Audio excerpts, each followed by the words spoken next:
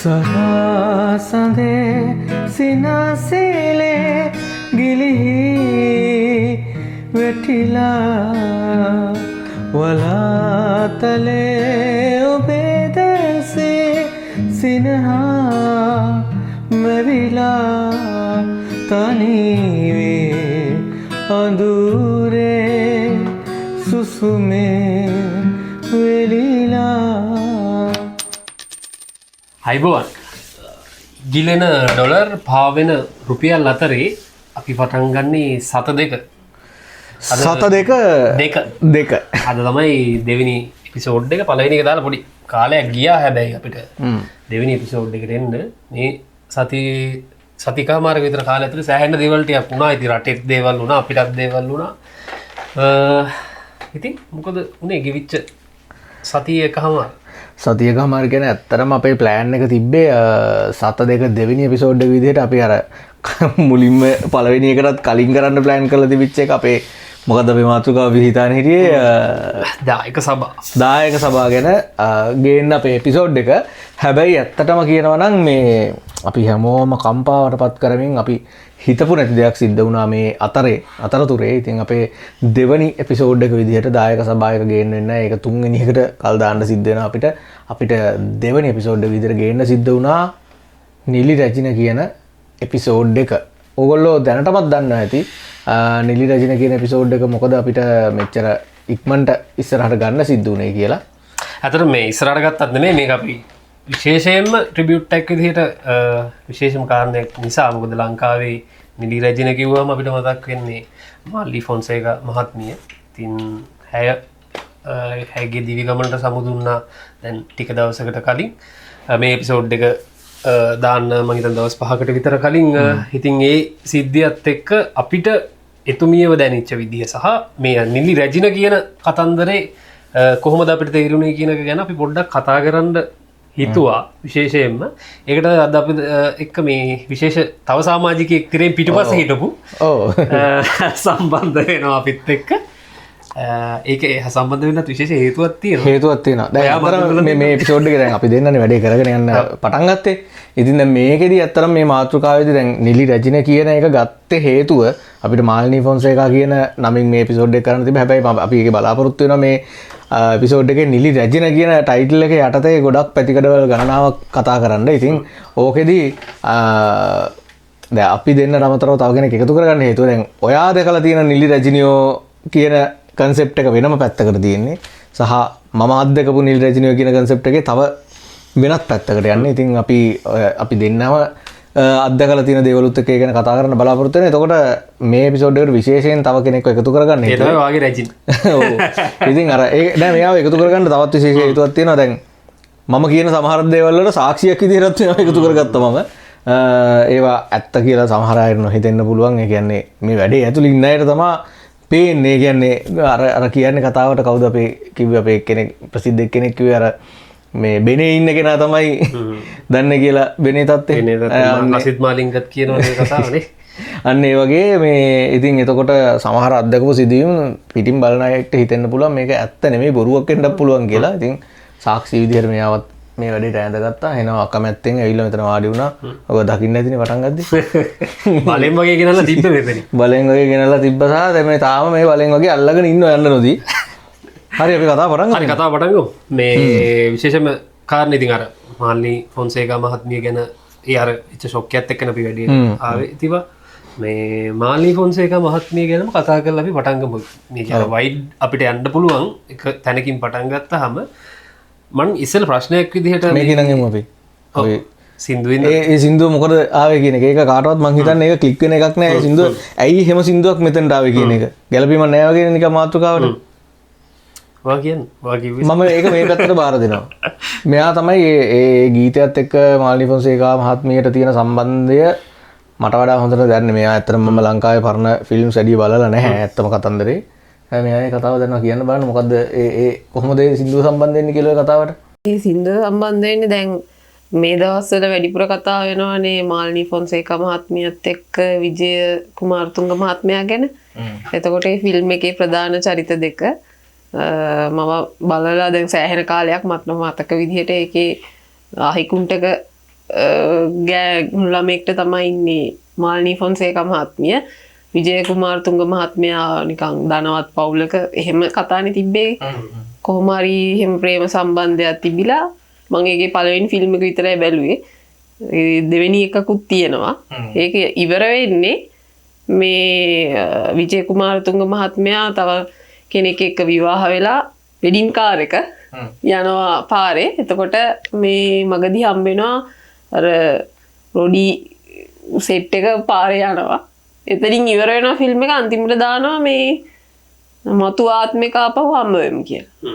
ඊට පස්සේ මට ඔය මේ දවස්වල ඔය සින්දුව වැඩිපුර ඇහෙනකොට ඒක මතක් වුණා. දැන් හැමෝම ඒ ප්‍රේම කතාව ගැන ආයෙ කතා වෙලා ඇවිල්ලා දැන් මරුණාට පස්සේ දෙන්න ආපහු හම්බ වෙයි. ඒ වගේ කතා කියනවනේ. ඒකත් එක්ක මට ඒක මතක් වුණා මේ අර ඉවර වෙනකොට දාපු ෆිල්ම් එක ඉවර වෙනකොට දාපු එකත් එක්ක මට ඒක මතක් වුණා. මේ දවස්වල හයිලයිට් වෙන්නෙත් ඒක මේ අද අපි මුල කතා කරමුකෝ. ඔයා කොහොමද මාල්නී ෆොන්සේකා මහත්මියව දැක්කේ මම දැක්කේ කියලා ඉවරලා. සාමාන්‍යයෙන් අපි මම කැමති ඒක මුලින් දැනගන්න ඔයාගේ පැත්තෙන් ඒක. දැන් මම කියන්නේ අපි තුන්දෙනාගේ මමනේ පොඩ්ඩක් බාලම. ඉතින් මම ඉස්කෝලෙන් අවුට් වෙන්නේ 2016 වගේ. හරි. රෝහා ඉස්කෝලෙන් අවුට් උනේ කීයද 1900? 2009 නේද? 2009. හරි. එතකොට අපි පොඩ ජෙනරේෂන් දෙකක් නියෝජනය කරන්න. අවුරුදු ගානක පැත්ති. අපි ඇත්තටම මාල්නී ෆොන්සේකා මහත්මියව දැක්කේ අර අම්මගේ චරිත රඟපාන මාල්නී ෆොන්සේකා මහත්මිය තමයි දැක්කේ. කියන්නේ අපි දැක්කේ නෑ අර හරි තරුණ ලස්සන පෙම්වතිය කියන මාල්නී ෆොන්සේකා මහත්මිය දැක්කේ නෑ. ඒ කියන්නේ සජීවී රූපයෙන්. අපි හැමදාම මාල්නී ෆොන්සේකා මහත්මිය දැක්කේ අර පොඩ්ඩක් මහත ඒ රූපෙන් තමයි අපි දැක්කේ. එතකොට මාල්නී ෆොන්සේකා මහත්මියව අපිට හෝල් එකකට ගිහිල්ලා බලන්න chance එකක් ඇත්තටම හම්බුනේ නැහැ. හම්බුනේත් නැහැ. අපි යන්න එහෙම ෆිල්ම් එකක් ආවත් ඌමනාවක් තිබ්බෙත් නැහැ වගේ. කියන්නේ අපිට එහෙම මාල්නී ෆොන්සේකා මහත්මිය ඒ තරමට දැනුන්නේ නැහැ. හැබැයි අපේ දෙමාපියන්ට මාර විදියට දැනලා තිබ්බා. ඒ කියන්නේ ඒගොල්ලොන්ට දැනලා තිබ්බ විදියට අපිට දැනුන්නේ. ඇත්තටම මම මාල්නී ෆොන්සේකා මහත්මියව දැක්කේ අපි ඉස්කෝලේ යරලා ගෙදර එනකොට තිවා මේ ගෙදර එනකොට ඒ දවස්වල සිරස ටීවී හරි මොකක් හරි දාලා තියෙනවා. ඒ දවස්වල ඔයාලට මතක නම් ඔය අර කවුරු හරි සුපර් ස්ටාර් කෙනෙක් තෝරගෙන ඒ එක්කෙනාගේ ෆිල්ම් පෙන්නනවා මුළු සතියක් විතර. එනේ ප්‍රත්‍යාවලෝකන හරි මොකක් හරි නමක් දාලි වල කාලයකට ශාරුක් ખાන්ගේ ටිකක් දානවා. කාලයකට අමීර් ખાන්ගේ ටිකක් දානවා. ඔන්න ඊට පස්සේ ආයෙනවා ජෝගාමිනි, විජය, මාලනී, ඔය ටෝනි ඔය කට්ටිය දානවා. ආයෙ හින්දි ටිකක් දානවා. ඔහොම තමයි ගියේ. ඉතින් ඒ එන හැම අර සිංහල ෆිල්ම් ටිකේ හැම එකකම විජයත් එක්කත් මාලිනී ඉන්නවා. ගාමිණී එක්කත් මාලිනී ඉන්නවා. ඊට පස්සේ කලංසූරිය ගත්තත් එතනත් මාලිනී ඉන්නවා. අන්තිම රවින්ද්‍ර නන්දිනියත් එක්කත් ඉන්නවා. ඉතින් අර හැමතිස්සෙම අපි ඒ පරණ ඒවා දැක්කා. ඇත්තට මේ ෆිල්ම් බැලුවෙත් නෑ අපිට නිකන් බැලුනා වගේ තමයි අපි මාල්නී මහත්මියව දැක්කේ. ඊට අමතරේ ඔය අපිට හැම අර අලුත් අවුරුදු 31 රැයට අර රිදිරෑක් එකේ හැමදාම ඕපනින් ඇක්ට් එකට මෙහෙම කරගෙන මාල්ලි මේ ෆොන්සේකා මහත්මිය එනවා. ඒ අර අපි දැක්කේ එහෙම. අපිට අර තරුණ මාලිනීව බලන්න හැකියාවක් තිබෙන්නේ නැහැ. අපි ඇත්තටම ඔය ගොඩක් කතා ඇහුවේ අපේ දෙමාපියන්ගෙන්. අපිට ඒව එච්චර ලොකුවට තේරුන්නේ නැහැ. හැබැයි මේ අන්තිම කාලේ හේතුමිය නැති වෙච්ච කාලවකවානුව ඇතුළේ තමයි අපි ලොකුවට හෙව්වේ. මම පෞද්ගලිකව අපේ වෙන කට්ටිය අපේ පරම්පරාවේ හොයලා දැනගෙන ඇති. මම මේ කියන්නේ මට දැනෙච්ච විදිහ මට අන්තිම කාලේ තමයි ඇත්තටම මාල්නී ෆොන්සේකා මහත්මිය මේ ගත වෙච්ච දින 3-4 තමයි මම ඇත්තටම එතුමිය දිහා අර උනන්දුවෙන් බැලුවේ. එතනින් ඊට කලින් අර නිකන් අපිට පේනවා හැමදාම දකින්න දෙයක් අපි අර වැඩි ගණන් ගන්න නැතුව හැමදාම එතන තියෙනවා. හැබැයි අපි ඒක දකිනවා අපි ඒක උනන්දුවෙන් බලන්නේ නැහැ වගේ දෙයක්. බලන්නේ. ඒක තමයි ඇත්තටම මුලින් නැති වුණාට පස්සේ තමයි අගේ තේරුනේ වගේ තමයි මට පෞද්ගලිකව තියෙන අත්දැකීම. මම හිතන්නේ ඊට වඩා වෙනස් වාට. ඒක ඇත්තටම මේ මචං අපි මම පෞද්ගලිකව ඒකට වාසනාවන්ත වුණා කියලා මටත් හිතෙනවා. දැන් මම අර මේ ඊයේ පෙරේද අපි කරපු වැඩක behind the scenes දැම්මට පස්සේ ගොඩක් අයගේ කමෙන්ට්ස් උත් එක්කත් මට දැනුනේ. ඒවත් එක්ක තමයි මට දැනෙන්න ගත්තේ මම කොච්චර අර සෑහෙන බහුතර පිරිසක් බලාපොරොත්තු වෙච්ච ඒත් ඒගොල්ලොන්ට ළඟා කරගන්න බැරි වෙච්ච දෙයක් අපි රීච් කරලා තියෙනවා කියන එක. ඒක පොඩ්ඩක් කියන්නද? ඔයාලා කියනකොට වඩා මං කියන එක ලස්සනයි. ඒ කියන්නේ සාමාන්‍යයෙන් ලංකාවේ ෆිල්ම් හැදෙන්නේ මාලනී විජේ ඒක ඒ කාලේනේ අපේ ස්වර්ණමය යුගය කියලා කියන්නේ. සාමාන්‍යයෙන් ඒ දවස්වල ෆිල්ම් එකක් කරන්න ඉඳපු කොල්ලොන්ගේ ආසාව තමයි කවදා හරි මාලනීට ඩිරෙක් කරන්න පුළුවන්නම් මාලනීට කැමරාව DOP කරන්න පුළුවන්න විජයට DOP කරන්න පුළුවන්න කියලා පොඩි සිහිනයක් තිබ්බා ජෝවදා ජෝගේ ෆිල්ම් එකක සයිඩ් එකේ තර්ඩ් ඇසිස්ටන්ට් හරි ලයින් ප්‍රොඩියුසර් හරි ඉන්න තියෙනවා නම් පොඩි එහෙම එකක තමයි තියෙන්නේ.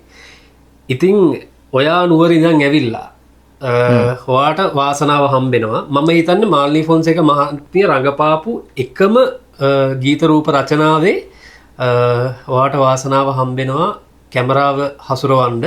ඒක ඉතාම සුවිශේෂී සිදුවීමක්. ඉතින් ඒ පුද්ගලයා ඔයා ඉතින් ඔයාට තමයි මං හිතන්නේ මාල්නී ෆොන්සේක මහත්මිය අපේ ජෙනරේෂන් එකේ අන්තිමටම හම්බෙච්ච නිර්මාණ සෙට් එකේ ඔයා එතන හිටපු කෙනෙක්. ඉතින් ඔයාට අපිට වඩා සෑහෙන අත්දැකීම් තියෙනවා එතුමිය ගැන. ඔව් ඒක ගැන මම පොඩ්ඩක් එන්න ඕනේ කියන්නේ ඔව් අපි ඒ කතාවට එනකොට පොඩ්ඩක් මම අර මුල දේවල් ටිකක් මතක් කරගෙන ඉන්න ඕනේ. මේ වැඩේ මෙහෙමයි මට ඒ අවස්ථාව හම්බුනේ මෙහෙමයි. ඕගොල්ලෝ දැන් මම හැමදේම මට පෙන්වන්න බැහැ මෙතන මෙහෙම බලන්න කියලා. දැන් ඕගොල්ලෝ බැලුවොත් පහුගිය කාලේ අර මම මේ යාචකයෙක්ගේ කැරක්ටර් එකක් කරලා අර මිනිස්සු සෑහෙන්න බනින්න ගත්ත වීඩියෝ එකක් තියෙනවනේ. ඔය වීඩියෝ එකේ මාත් එක්ක තව ඇඩ් කරා කෙනෙක් මම යාචකයාට රඟපානකොට අර යාචකයාව අරගෙන ගිහිල්ලා රවට්ටන කෙනා විදියට රඟපාපු කෙනාට සෑහෙන්න සෝෂල් මීඩියා වල බැනලා තිබ්බ පහුගිය කාලේ බලපු ක්ලිප්ස් වගේක් ඉඳලා. හැබැයි ඒ පුද්ගලයා ගැන මම කියන්න ඕනේ. ඒ පුද්ගලයා ඇවිල්ලා මගේ මිත්‍රෙක් හොඳ මිත්‍රෙක් ප්‍රමෝද් රත්නායක කියලා මාත් ෂෝට් ෆිල්ම්ස් වලින් ඒ කාලේ ඉඳන් අපි එකට ගනුදෙනු කරපු කෙනෙක්. ඉතින් ඒ මිත්‍රයා තමයි ඔය ෂෝට් මේ ඔය මියුසික් වීඩියෝ එක ඩිරෙක්ට් කරේ. එයාගේ පළවෙනි ඒ කියන්නේ එයා කියන විදිහට වැඩ කීපයක් කරලා තිබ්බා. හැබැයි පළවෙනි ප්‍රොෆෙෂනල් මියුසික් වීඩියෝ එක එයා කරපු. එහෙම එයාගේ වචන වලින් කිව්වොත් ගොඩක් මේ බලාපොරොත්තු වුණා මම ඒකේ කැමරා අධ්‍යක්ෂක විදිහට ඒ වැඩේට එකතු වෙයි කියලා. ඉතින් මමත් ඒ වැඩේට එහෙම එකතු වුණා සහ මෙයා ඒ වැඩේට සම්බන්ධ වුණා ඒ වැඩේ කස්ටියුම් ඩිසයිනර් විදිහට. ඉතින් කොහොම තමයි ඒ වැඩේ අපි සම්බන්ධ වුණේ ඒ වැඩේට කොහොමද කියන එක. ඉතින් ඕකෙදි මුලදිම ඕක තියෙන මාල්නී මිස්සෝ ඒ වැඩේට කොහොමද ආවේ කියන එක. මේ කැලලට කලින් පොඩ්ඩක් කියලා ඉන්නකෝ දැන් මෙතන අන්තිමට හම්බෙච්ච වැඩේනේ. ඊට කලින් ඔයාගේ අර ඉස්කෝලේ යන කාලේ නම් මාල්නී ෆොන්සේකා කොහොමද දැකලා තිබ්බේ? ඒ කැලේ ටික පොඩ්ඩක් අර නොස්ටැල්ජික් කැලේ පොඩ්ඩක් මතක් කරගන්න. ඒක ඇත්තටම කිව්වොත් මචං අර ඔයා දැකපු එකට වඩා මගේ එකත් වෙනසක් නෑ. ලොකු වෙනසක් නෑ. එකක් මම හිටියේ ටිකක් ග්‍රාමීය පරිසරයක හිටපු මිනිස්සුන්නේ මම. මෙයා නම් එහෙම නෑ. මේ මම ටිකක් ග්‍රාමීය පරිසරයක මම නුවර ඉඳන් නෙවෙයි ආවේ. මම හිටියේ නුවරඑළිය දිස්ත්‍රික්කේ. හරිද? ඒක නුවරඑළිය දිස්ත්‍රික්කේ ඉඳන් ටිකක් ඈත ගමක ඉඳන් මං ආවේ. ඉතින් මටත් මේ අත්දැකීම මේ විදිහටම තමයි තියෙන්නේ. ඒ කියන්නේ මමත් දැකලා තියෙන ටීවී එකේ යන මූවිස් වලින් තමයි. ඒ කියන්නේ අපි ඇත්තටම අපි උනන්දු නෑනේ DVD එකක් ගෙනල්ලවත් පරණ ෆිල්ම් එකක් එච්චර පරණ ෆිල්ම් එකක් ගෙනල්ලා කළුසුදු ෆිල්ම් එකක් මේ CD එකක් DVD එකක් ගෙනල්ලා බලන්න ටීවී එක දාලා. ඉතින් මටත් ඒ මාල්නී ෆොන්සේකා ගැන තියෙන අත්දැකීම ඒ වගේ එකක්.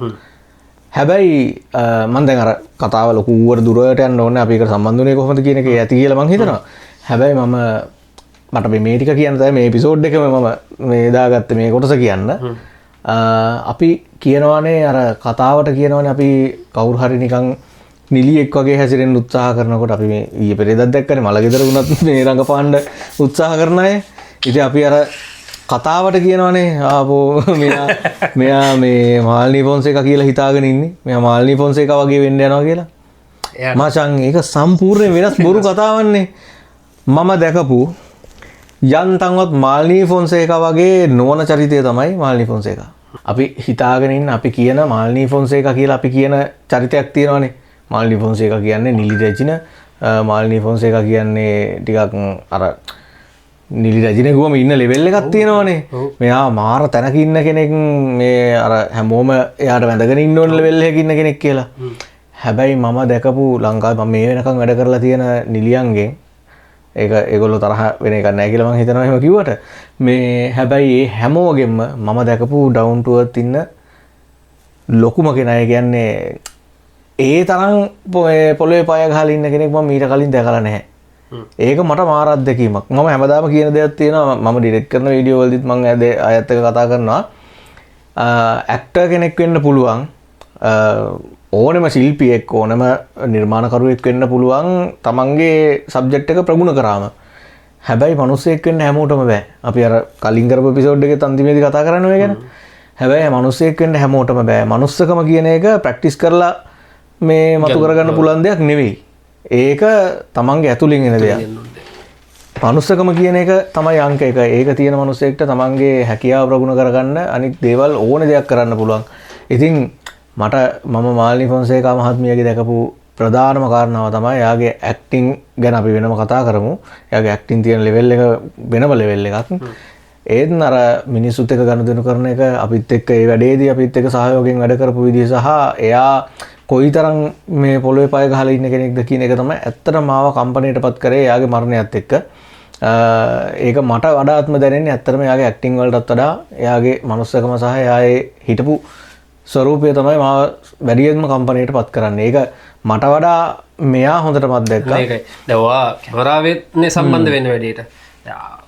අක්කා සම්බන්ධ වෙන්නේ මේ කෙලින්ම මාලනී මහත්මියත් එක්ක අර ෆේස් ටු ෆේස් එක කොස්ටියුම් ඩිසයින් කරනකොට සාමාන්‍යයෙන් අපි අක්කේ අර මේ හිතන්නේ සාමාන්‍යයෙන් මිලි රෙජින කිව්වට පස්සේ එයා වෙන අර ඔයා කිව්වා වගේ වෙන ලෙවල් එකක් සාමාන්‍යයෙන් එයාට වෙන පොසිෂන් එකක සලකන්න ඕනේ එයාට වෙන විදිහට ට්‍රීට් කරන්න ඕනේ අනිත් සෙට් එකේ ඉන්න කට්ටියට වඩා කෑම වෙනස් විදිහට දෙන්න ඕනේ එයාට කස්ටියුම් එකක් ඩිසයින් කරනකොට උනත් හරි කරදරයි කියලානේ අපි කියන්නේ ඔය ජනප්‍රිය නිදියොන්ට කස්ටියුම් හදද්දී ඔයාට මොන වගේ මේ අත්දැකීමක්ද තියෙන්නේ ඇත්තට මේ වැඩේ ඇතුලේ ඇත්තටම කිව්වොත් මේ මම දැන් මෙයා එක්ක වැඩ කරන්න ගත්තට පස්සේ ඒ අවුරුදු ගානට වැඩ කරපු හැමෝම අතරින් කිව්වොත් එහෙනම් මම ඇත්තටම ලේසියෙන් වැඩ කරපු මිනිසයා කියලා කියන්න පුළුවන්.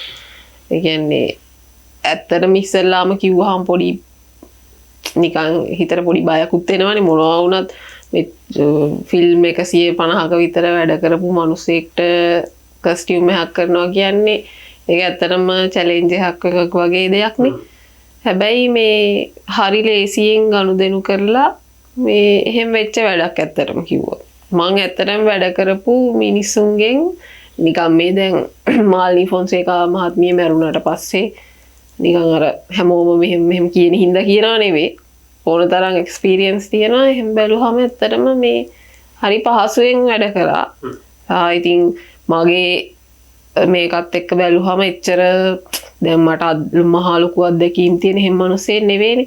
හැබැයි ඉතින් කස්ටියුම් එකේ මේවා කිව්වම ඒ දැන් අපි බලාපොරොත්තු වෙන එකට එයා ඇග්‍රි වෙලා ඒකට කැමති වෙන විදිහ හරි මේවයි දැන්. අර අතගෙන කියව කර ඇඳුමේ එයාගේ කස්ටියුම් එක මේ මම ඩිසයින් කරලා සාරි තෝරලා ඔක්කොම කරලා එයාගේ මහාන කෙනෙක්ට එයාගේම ඇඳුම් මහාන කෙනෙක්ට තමයි දුන්නේ.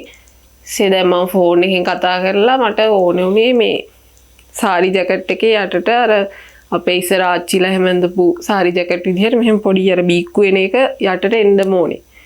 මම ඒක විශේෂයෙන් යාට දෙතුන් වතාවක් කතා කර කර කිව්වා ෆෝන් එකේ. ඒක අනිවාර්යෙන් හැම එන්න ඕනේ කියලා. ඊට පස්සේ මට මේ ෂූට් එක දවසේ හම්බුනාමත් කිව්වා මේ ඒකට රෙදි චුට්ටක් හරි අමාරුවෙන් ගත්තේ. දැන් ටිකක් මේ ඔයාට ඒක ඕනේ වුණානේ. එහෙම කියලා කිව්වා. ඔයාට ඒ ඩිසයින් එකේ ඒ විදිහටම ඕන වුණානේ. කොහොම හරි ඒක මේවා කරා එහෙම කියලා අර අමාරුවෙන් හරි වැඩේ කරගෙන ඇවිල්ලා තිබ්බා. ඒ කියන්නේ එයාගේම හප් කෙනාට ඒ කියලා ඒක ඒ විදිහටම තිබ්බා. සාමාන්‍යයෙන් වෙන කෙනෙක් එහෙමනම් මේ එහෙම ගණන් ගන්න නෑනේ. සමහර වෙලාවට ඔහොම එකක් දුන්නොත් එහෙම අපි බයේ ඉන්නේ අම්මෝ මොනවා අරන් එයිද දන්නේ නැහැ කියලා. සාමාන්‍යයෙන් එහෙම තමයි දැන් අපි කලින් දවසේ කතා කරලා මේකට මේක කියලා කතා කරගෙන ආවට පස්සේ උදේට සමහර වෙලාවට මට සමහරු කියලා තියෙනවා අනේ අක්කි ඒක මගේ එකක් නෙවෙයිනේ කියලා. කියන්නේ එයාව මට එවන ෆොටෝස් තියෙනවානේ සමහර ඇඳුම් වල. ඒකක් ගේන්න කියලා කිව්වොත් එහෙම බැරි වෙලා හරි උදේට කියනවා අන්න නිලි රජිනියෝ ලංකාවේ ඉන්නේ. ඒක මගේ එකක් නෙවෙයිනේ අක්කි කියලා කියන වෙලාවල් තියෙනවා ඉතින්. සමහර වෙලාවල් වලට ඒ කියන්නේ ඒ ප්‍රශ්නේ මෙයාගේ තනින් මෙයාගේ ජොබ් එක ඇතුලෙන් අවසාන වෙන්නේ නැහැ. ඒක එතනින් එහාට මගේ තැනට එනකන් එන වෙලාවල් තියෙනවා. සමහර මම මේක මේ අවස්ථාවක් කරගන්න ඕනේ නැහැ. එහෙම අයට අවස්ථාවක් දෙන්න. හැබැයි ෆීල්ඩ් එකේ වැඩ කරන අයට සහ මේ මාල්නී මහත්මිය මොන වගේ මිනිස්සෙක් වුණාද කියන එක උදාහරණයක් ගත්තම අර ඒ ඉන්න ලෙවල් එක අපි කියන්න ඕන හින්දා මම මේ කියන්නේ. සමහර ඇක්ටර්ස්ලා ඉන්නවා ඒගොල්ලෝ නිල් රෙජිනියෝ කියලා හිතාගෙන ඉන්න සමහර අය ඉන්නවා වැඩ 3-4 විතර රඟපාලා එහෙම ලෙවල් එකක් හිතාගෙන ඉන්න අය. අදපු රෙජිනියෝ. ඔව්. එතකොට ඒ වගේ අය සමහර වෙලාවට වැඩවලට ආපුවම මේ ආන්තිමේදී කරගන්නම දෙයක් නැතුණා මට කතා කරලා කියනවා මොකද කරන්නේ මෙහෙම ගැලපෙන්නේ නැහැ මේ ඇඳුම මේක දාන්නම දෙයක් නැහැ මොකද කරන්නේ මේක හරි දාලා වැඩේ කරමුද කියලා. අන්න ඒ වගේ තැනකටපත් වෙන වෙලාවල් තියෙනවා. මෙයාට ගොඩාක් වෙලාවට වෙනවා ඔය වැඩේ. ඒ කියන්නේ කලින් කතා කරනකොට අර සෝෂල් මීඩියා වල තියෙන ෆොටෝස් ඒගොල්ලෝ එවනවා. මේ එක ඇඳුම් ඇඳලා ඉන්න ෆොටෝස් එවන අපි ඒවා ඇසුරෙන් එතකොට ඒ තියෙන ඒවා එක බලලා අපි ඒගොල්ලෝ දෙක කලින් කතා කරගන්නවා මේ මෙන්න මේක ගැලපෙනවා මේ වැඩේට අරන් එන්න කියලා. ඒ වෙලාවට හා කියලා ඇග්‍රි වෙලා ෂූට් එකට එනකොට අරන් එනවා ඒ ටික නැතුව වෙන ඇඳුම් ටිකක්. අර අපි බලාපොරොත්තු වෙන එකට දාගන්න කිසිම දෙයක් නැහැ. ඒ ඔක්කොට මන්තයි සමහරක් වෙලාවට සමහර අය ගෑ මේ හැමෝගෙම නෙමෙයි මම කියන මේ අපිත් එක්ක වැඩ කරපු අය හැමෝම ඒක හිතර ගන්න එපා. සමහර අය ඉන්නවා එන්නේ අම්මලත් එක්ක. ෂූට් එකට එන්නේ අම්මලත් එක්ක. ඒ කියන්නේ ඒගොල්ලන්ට මේ අපි අපෙන් මොනවා හරි කරදරයක් වෙයි කියලා බයට වගේ අම්මලත් එක්ක එන අය ඉන්නවා. මේ සමහර අය ඉන්නවා අම්මලත් එක්ක ඇවිල්ලා බොහෝම මේ සාවධානම වැඩේ ඉන්නවා සහ ඒගොල්ලොත් අපිට ඉතාලම උදව් කරන හැමයි ඉන්නවා. ඒගොල්ලෝ ගැන නෙමෙයි මේ කියන්නේ. සමහර අය ඉන්නවා නිකන් ඒ අම්මලත් මං හිතන්නේ තමන්ගේ දුවසු කරන නැති හින්දා එනවා වගේ අම්මලා ඉන්නවා සමහරු. හරිද? එතකොට ඒගොල්ලෝ සෙට් එකට ඇවිල්ලා සමහර වෙලාවට රඟපාන දුවට වඩා වාත වෙනවා අම්මා. කියන්නේ රඟපාන්නේ දුව. හැබැයි වාත වෙන්නේ අම්මා. ඇවිල්ලා ආපු සමහර මේ අපිට ඒක අත්දැකීමක් තියෙනවා. ඒක මේ එයාට මතක් වෙයි මේ මමයි කියලා මතක් වෙයි යාට. එක වැඩකට විතරයි දාගත්තා. ඒ ජීවිතේට වැඩකට දාගන්න නැහැ කියලා හිතුවා. ඒ නිලිරජිනම අපි. අහම්බෙන් තෝරගත්ත කෙනෙක්. එයාගේ ඇඳුමක් අපි මෙන්න මේ ඇඳුම හොඳයි හැමම කියලා තෝරලා එයා ඒ කියපු ඇඳුම ගෙනාගෙන තින්දා අපේ වෝඩ්‍රොබ් එකේ තියෙනවත් අපි අරන් යනවා යනකොට. බැරි ඒ කියන්නේ අපි අපේ අම්මන්ඩිලා ඒ තරම් අපිට ෂුගර් හින්දා අපි ගොඩාක් වෙලාවට අපි ගාව තියෙන ඇඳුනුත් අපි දාගෙනම තමයි යන්නේ ස්ටෑන්ඩ් බයි තියාගෙන. ඉතින් එහෙම ගිය වෙලාවක මෙන්න මේ ඇඳුම මෙහෙම අඳිමාරේ මේ කිව්වම මොකද්ද අර කිව්වේ? අම්මෝ ඒක මේ ආච්චි කෙනෙක්ගේ ඇඳුමක් වගේ කියලා එකපාරක් කිව්වා. ඒකට ප්‍රෙග්නට් පාටයි කියලා කිව්වා. සෑහෙන දේවල් කිව්වා. ඒ කියන්නේ ඇඳුම ඔළුවෙන් පල්ලෙහාට දාන්න කලින් සෑහෙන කතා ගොඩක් කිව්වා. ඒ දුව නෙමෙයි අම්මා. අම්මා. හරිද? ඒක අඳින්නේ දුව ඇඳුම. මේ ඒකට කමෙන්ට් එක දෙන්නේ අම්මා. දැන් සාමාන්‍යයෙන් මේ සාමාන්‍ය දැන් ඔයා ඩිරෙක්ට් කරලා තියෙනවනේ වැඩ. ඔයා DOP වශයෙන් ඔය කතාව කියද්දි තව දෙයක් කියන්න ඕනේ. මේ අපි මාල්නී ෆොන්සේකා මහත්මිය වගේ කෙනෙක් ගැන කතා කරන්න අපි ඇත්තටම ඊටාම පහළ මට්ටමේ ඉන්නේ. ඒ කියන්නේ ඒගොල්ලෝ කරලා තියෙන දේවලුත් එක්ක බලපුවම අපි මේ නිකන් ඊටාම සුළු දේවල් ප්‍රමාණයක් කරපු මිනිස්සු අපි. සහ ඒගොල්ලෝ වැඩ කරලා තියෙන මේ ප්‍රමාණය සහ ඒ වැඩවල ක්වොලිටි එක ඒගොල්ලෝ ඒකට කැප වෙලා තියෙන දේත් එක්ක බලපුවම අපි ඇත්තටම කතා කරන්න වටින්නේ නැති තරම් මිනිස්සු. හැබැයි මේක කරන්න හිතුවේ මේ ප්‍රෝග්‍රෑම් එක අපේ එයා ගැන තියෙන අපි ජෙනරේෂන් වෙනස්නේ ගොඩක්. ඒගොල්ලොත් එක්කම හිටපු ජෙනරේෂන් එක නෙවෙයි අපි. එතකොට අපි දැක්කා මේ මලගෙදරදී වුණත් එයාත් එක්කම එයාව මේ එයා කියන්නේ තමන්ගේ ජීවිතේ කොටසක් කරගත්තු අය ඉන්නවනේ යාළුව. ඒ ජෙනරේෂන් එකේ අය කොහොමද මේ මරණයත් එක්ක තමන්ගේ දේවල් බෙදාගත්තේ කියන එක. හැබැයි ඒක අපිට වෙනස්. අපි ඒ ජෙනරේෂන් එකේ නෙවෙයි. ඉතින් මම මේකෙදි අපි මෙහෙම කතා කරමු කියලා මාත් ඔයා කියපු ගාම මේ වැඩේ කරමු කියලා කිව්වෙත් ඒක සමහර විට ටිකක් වෙනස් වෙයි. අපි කතා කරන දේවල් ඒ ජෙනරේෂන් එකට දැනෙන විදිහ වෙනස් වෙයි. අපි ඒ ජෙනරේෂන් එකේ නොවන අය නිසා. ඒක මටත් පොදුයි ඔයා කියපු කතාවම. ඒ කියන්නේ අපි දැකලා තියෙන්නේ මාල්නී ෆොන්සේකා මහත්මිය අම්මලගේ කැරක්ටර් එක කරන කාලෙදි තමයි අපිට එයාව ටච් වෙන්නේ. ඒක නිසා නෑ මං ඔය මේ වා කියපු කතන්දර කස්ටියුම් එක කතා කරගෙන ආපේ මේ ඔය ඩිරෙක්ටර් කෙනෙක් විදිහට දැන් සාමාන්‍යයෙන් ඔයගොල්ලෝ මොකක් හරි මියුසික් වීඩියෝ එකක් හෝ ඒවා ෂෝට් ෆිල්ම් එකක් හෝ වේවා ක්‍රියේෂන් එක ඔයගොල්ලෝ හදාගෙන යනවානේ ඔළුවෙන් ඉමේජ් එක මෙහෙම වෙන්න ඕනේ කියලා. සාමාන්‍යයෙන් ස්ටෝරි බෝඩ් එකක් හදාගෙන වේවා ඔයගොල්ලෝ ෆ්‍රේම්ස් ටික සෙට් කරගෙන ඔළුවේ තියාගෙන යනවා. එතකොට නළුව සම්බන්ධ වෙන්නේ එතකොට වෙනම පාටි එකක් විදිහටනේ ඒ වැඩේට සම්බන්ධ වෙන්නේ. එයා ක්‍රියේටිව් පාර්ට් එකේ බොහෝ දුරට නැහැ. එතකොට සාමාන්‍ය කොස්ටියුම් එකක් වගේ එකක් ඕගොල්ලොන්ගේ ඔළුවේ තියෙන එක තමයි යෝජනා කරන්නේ. එතකොට ඒ රෙස්පෙක්ට් එක නැති වුණාම සෙට් එක ඇතුළේදී ඒ කියන්නේ අඳින්න දීපු ඇඳුම අඳින්න නැහැ කියන්නේ ඒක වෙන ප්‍රශ්නයක් නේ. ඒක මොන විදිහටද නිර්මාණයට ඊට පස්සේ බලපාන්නේ සහ සෙට් එක ඇතුලේ ඉතින් එහා මූඩ් එක කොහොමද අවුල් යන්නේ. ඒ වගේ අර වගේ සීනියර් කෙනෙක් ඒකට රෙස්පෙක්ට් කරපු විදිහ ඒකේ ඩිෆරන්ස් එක ගැන පොඩ්ඩක් කියන්නකෝ අපිට. ඒක ඒ රෙස්පෙක්ට් එක නැති වුණාම වැඩේ ක්‍රියේටිවිටි එක තමන් ගැන විතරක් හිතන අර රජිනි මානසිකත්වයෙන් ආවම වැඩේ ඇනෙන විදිහ ගොඩක් අයට මේ වැඩක් කියන්නේ වචන් මට මේ තවත් එක වැඩක් කියන එක තමයි ඔය ලංකාවේ දැන් වර්තමානයේ ඉන්න ගොඩක් අයගේ හිතන විදිය ඒක. ඒ කියන්නේ අපි මෙහෙම වීඩියෝ එකක් තියෙනවා මේක මේ විදිහට වෙන්නේ ඔය කැරක්ටර් එක මේ විදිහයි ඔයා මේක කරන්න ඕනේ මෙහෙමයි කියලා කොච්චර සාකච්ඡා කරත් එයාලට ඒක තවත් කරන එක වැඩක් විතරයි. මේ දවසේ තියෙන්නේ ඒ දවසේ ඒක කරා අවසෙද්දි වැඩේ ඉවරයි සම්පූර්ණ ඔළුවෙන්ම අයින් කරනවා. ඊට පස්සේ අපි වීඩියෝ එක රිලීස් කරද්දී ඒගොල්ලොන්ට මැසේජ් දැම්මත් ඒවට රිප්ලයි නෑ. ඊට පස්සේ මේ රිලීස් එක මේක පෝස්ට් එක මේකේ මේක තම්බ්නේල් එක මේක ට්‍රේලර් එක මේවා මොනවා දැම්මත් ඊට පස්සේ රිප්ලයිවත් නෑ ගොඩක් අය. ආයෙ වැඩක් කරන දවසට විතරයි ආයෙ ඒගොල්ලෝ අපිත් එක්ක එන්ගේජ් වෙන්නේ. ඉතින් ඒ විදිහට ඉන්න අයගෙන අපි මානසිකත්වය ගැන කතා කරන්නේ. ඉතින් එතනින් එහාට දෙයක් කතා කරන්න දෙයක් නැහැ නේ මචං. අපි කරපු වැඩකදී ඒ වැඩේ රිලීස් වෙනකන් ඒ කෙනාට වගකීමක් තියෙනවානේ. මම මේ කරපු දේ කොයි වගේ ඇද්ද කියලා එක්සයිට්මන්ට් එකක් තියෙනවානේ. ඒක මට තියෙනවා. මම එඩිට් කරන කෙනා වුණත් මට ඒක අවසාන වෙනකන් මේක මොන වගේ අවුට්පුට් එකක් එයිද කියලා මම මේ සෑහෙන කුතුහලෙන් ඉන්නේ. මෙයාටත් ඒක තියෙනවා. සහ අපේ ප්‍රොඩක්ෂන් එකේ වැඩ කරන හැමෝටම තියෙනවා. ඒත් සමහර ආටිස්ලා ඉන්නවා ඒක පරිමේටම තියෙන ආටිස්ලා ඉන්නවා කතා කර වද දෙන ඇත් ඉන්නවා මචං අරක කොහමද මේ අපේ වැඩේ හොඳට තියෙනවද එහෙම කියලා අහන අය ඕන තරම් ඉන්නවා. එහෙම අහන නිලියොත් ඉන්නවා. නළුවෝ විතරක් නෙමෙයි. හැබැයි සමහරක් අය ඉන්නවා කරපු දවසින් පස්සේ හොයාගන්නවත් නැතිනවා අය. ආයෙ හම්බෙන්නේ කවදා හරි දවසක ආයෙ වැඩකට කතා කරොත් විතරයි එහෙමද කියලා ආයෙ කතා කරන්නේ. එතකන් දාන කිසිම දෙයක් බලන්නේ නැති එහෙම කට්ටියක් ඉන්නවා. ඒ කියන්නේ ඒගොල්ලෝ සමහරු ඒ වැඩේ ඒ කියන්නේ අපිට අවුරුද්දකින් විතර හම්බ වෙනවා. සමහරු ඒ වෙනකොටත් බලලත් නැති ඇත්ත. ඔව් අපි කරලා දැම්ම කියලා උන් දන්නෙත් නෑ සමහර අය. සල්ලි ටික ගත්තා එතනින් එහාට වැඩේ ඔව් ඒක වැඩක් විතරයි. ඒක අර කුලී වැඩ කරන අය තමයි වැඩි හරියක් ඉන්නේ. අන්න ඒකයි මං කිව්වේ. ඒ කියන්නේ නිර්මාණකරුවෝ වෙනයි කුලීකරුවෝ වෙනයි. ඔය කුලීකරුවෝ තමයි ඔය ඇත්තටම ඔය වැඩක් කරා සල්ලි ගත්තා පැත්තකට උනා එකේ ඉන්නේ. එහෙම අයනේ. ඒ කියන්නේ දැන් ඔය ඕකේ කියනවනේ ආටිස්ට්ලා ලංකාවේ වැලියු එකක් නැහැ වැලියු එකක් නැහැ කියලා. වැලියු එක තමන් හදාගන්න දැනගන්න. අනිත් පැත්තකුත් තියෙනවා නේද? වැලියු එකක් දෙනකොට ඒකටත් වැලියු වැඩේටත් වැලියු එකක් දෙන්න ඕනේ. තව හොඳ උදාහරණයක් කියන්නම්. ඒ අද්දගේ මෙයාට තියෙන හරියටම අපි දැන් මාළි මහත්මිය ගැන කතා කරනවානේ. එයා කතා දෙකක් නෑ. එයා ලංකාවේ ඉහළම තැන හිටපු නිලියනේ. නිලි රැජින විදිහට හිටපු කෙනානේ.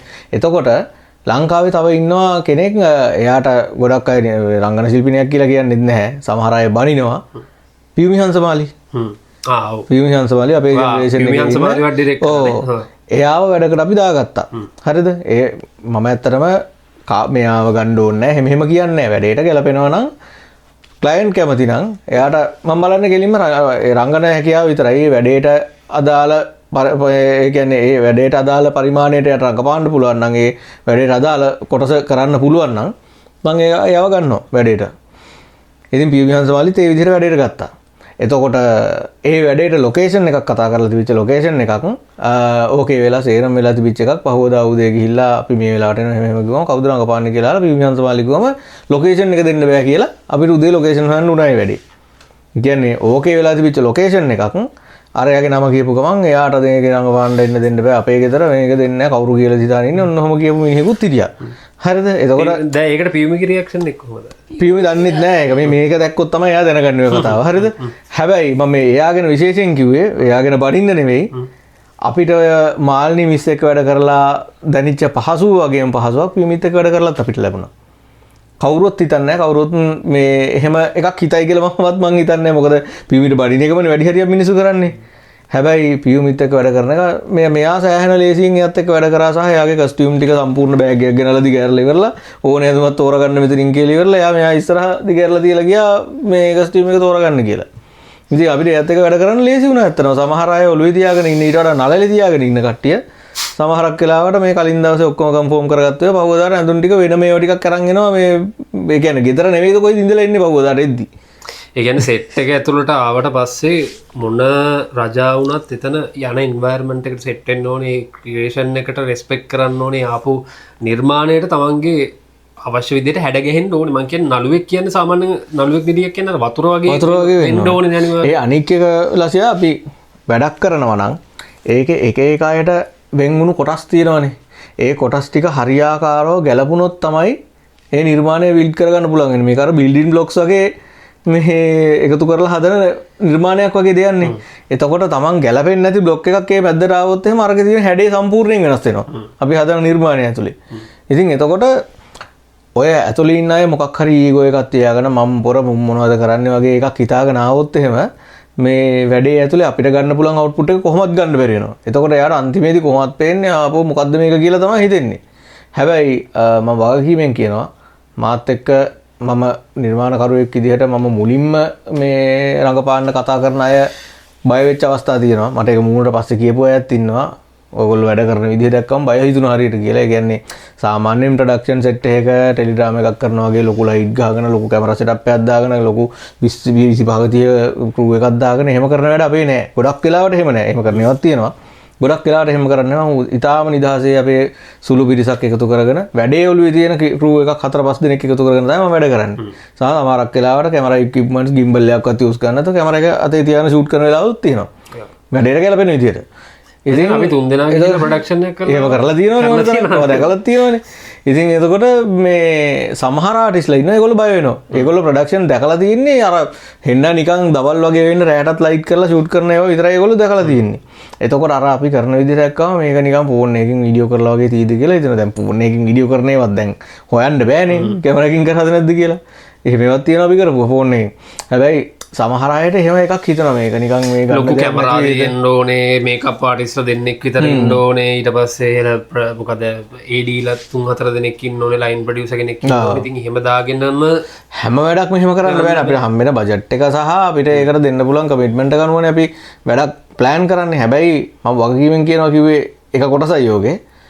එක රංගන ශිල්පියෙක් කවුරු හරි මාත් එක්ක වැඩ කරන්න ආවොත්, ඒ කියන්නේ පළවෙනි වතාවට සැකයක් තියාගෙන හරි ෂුවර් නැතුව මොන වගේ වැඩක් කරනවද කියලා හරි ෂුවර් නැතුව මගේ වැඩකට ආවොත් ඌ දෙවනි පාර එන්නේ පට්ට කැමැත්තකින් මගේ ඊළඟ වැඩේට. එහෙම ආපු අය මට කවුද කියලා නම් කරලා කියන්න පුළුවන් අය ඉන්නවා. මට වැඩේ රිලීස් වෙච්ච ගමන් අනික් අතට කෝල් කරලා කියනවා තිවා උඹ මේ වැඩේ කරේ මම දැක ඒ කියන්නේ කර වැඩේ කරද්දි ජීවිතේ හිතුවේ නෑ මම මේ වගේ අවුට්පුට් එකක් තියෙයි කියලා. මම කවදාවත් දැකලා නෑ මේ වගේ වැඩක් කරනවා. මේ කිසිම ට්‍රයිපොඩ් එකක් පාවිච්චි කරන්නේ නැතුව ගිම්බල් එකක් පාවිච්චි කරන්නේ නැතුව අතේ තියාගෙන මේ කැමරාව පොඩි කැමරාව අතේ තියාගෙන ෂූට් කරපු එක මං හිතුවේ නෑ මේ වගේ අවුට්පුට් එකක් වෙයි කියලා. එහෙම කතා කරලා මචං අර ඒගොල්ලෝ සමහර වෙලාවට අර සෙට් එකේදී නිකන් දෙගිඩියාවෙන් ඉඳලා අපිත් එක්ක මොකක් හරි අවුලක් වුණාද කියන එක මත ආපහු සැරයක් කතා කරලා නිකන් ඒක ෂේප් කරගන්න කතා කරපු අය සෑහෙන්න ඉන්නවා. ඔව් දැන් අර මේ මාල්ලි මහත්මියගේ මියුසික් වීඩියෝ එක ෂූට් කරන එකේ මම මේ බිහයින්ඩ් ද සීන්ස් එකෙන් බලනකොට එතනත් එච්චර මහා ලොකු ප්‍රොඩක්ෂන් එකක් තිබ්බා. රෙඩ් එකක් එහෙම දාලා එහෙම තිබ්බත් නෑ.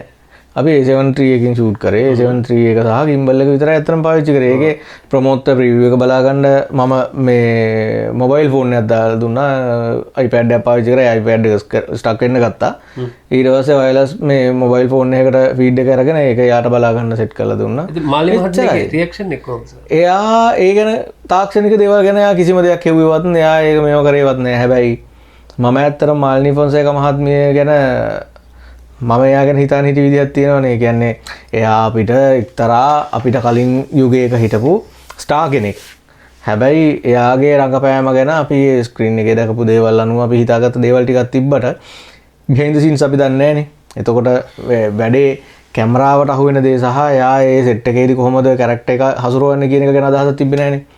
මං හැබැයි පළවෙනි ඇක්ෂන් එකේදී පළවෙනි ඇක්ෂන් එකත් එක්ක එයාගේ චේන්ජ් එක සහ ඒ කට් කියන පරාසය ඇතුළත එයා මාල්නි ෆොන්සේකා නොවි හිටපු විදිහ මට මාර ඒක මාර අත්දැකීමක් වුණා. ඒ කියන්නේ ඇත්තටම ලොකු අපහසුතාවයන් ගොඩාක් මැද්දේ තමයි මාල්නි මහත්මිය අපේ ওই වැඩේට සම්බන්ධ වුණේ. එයාට ටිකක් ඇවිදින්නත් අපහසු තත්ත්වයක ඉඳගෙන තමයි වැඩේට සම්බන්ධ වුණේ. අපි අර ඒකට ගත්ත සෙරෙප්පු කුට්ටමකුත් තිබ්බනේ. අපි ගෙනිච්ච සෙරෙප්පු කුට්ටමක් තිබ්බා. එයාට ඒක හිරයි. හිරයි කියන්නේ යාගේ හිටගෙන ඉන්නකොට ඇවිදිනකොට කකුල් දෙක ඉදිමෙනවා. අපිට මේ කතා බහ යන අතරතුර ඉන්සර්ට් කරන්නත් පුළුවන් නම් කැල් ටිකක් වටිනවා. කකුල් දෙක ඉදිමෙනවා. ඉදිමුනහම අර සෙරෙප්පුවේ සයිස් එකට වැඩිය ලොකු වෙනවනේ. ඒතකොට කකුලට දාගෙන ඉන්න අමාරුයි. ඒතකොට අර සෙරෙප්පු දෙක පේන්නේ නැති ඒවාදී යාගෙම අනිත් සෙරෙප්පු දෙක දානවා ආයෙ මාරු කරනවා. ওই විදිහට තමයි ගියේ. සෑහෙන අමාරුවෙන් ඒ කියන්නේ කහටගස් දීලියේ එනම ලොකු අවුවක ඕකේ. හැබැයි මේ වටිනම කෑල්ල ආර කතා කරගෙන යද්දි මට මතක් වුණේ යක්ක නිකන් අර දැන් ප්‍රොඩක්ෂන් එක තියෙන්නේ ෆ්‍රේම් එකකින් පිටිපස්සේ තිරෙන් පිටිපස්සේ කෑල්ල.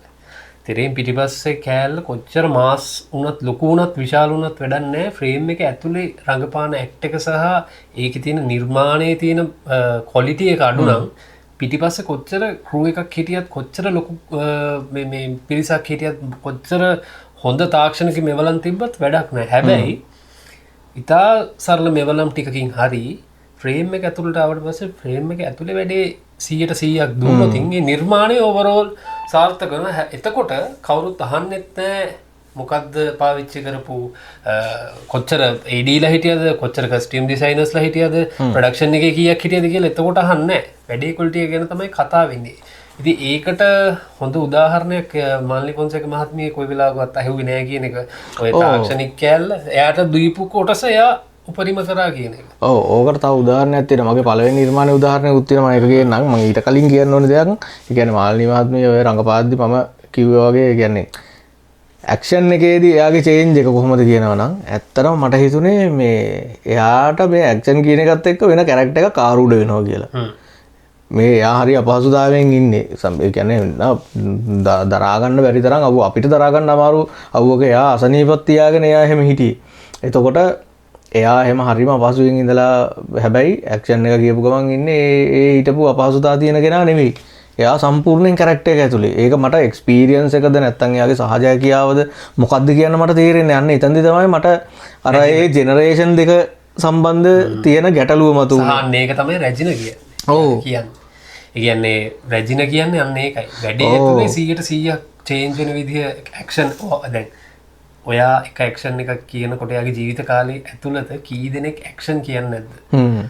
කියන්නේ පතිරාජද ලෙස්ටර්ද අපි කියන ලංකාවේ අංක එකේ හිටපු ඩිරෙක්ටර්ස්ලා ඩිරෙක්ට් කරන්න ඇති. ඒ තිබ්බ එක්ස්පීරියන්ස් එක සහ ටැලන්ට් එක එකට එකතු වෙලා ඒක තමයි එයා රැජිනක් වෙන්න හේතුව. එතනින් මිසක්ක එයා රඟපාපු චිත්‍රපටි නම්බර ගාන හෝ ගාන නෙමෙයි මං හිතන්නේ.